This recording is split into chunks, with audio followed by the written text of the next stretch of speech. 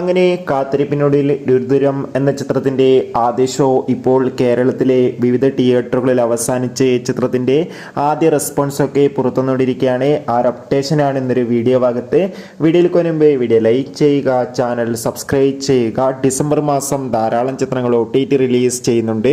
Channel ഭാഗം പരിശോധിച്ചാൽ നിങ്ങൾക്ക് കാണാം.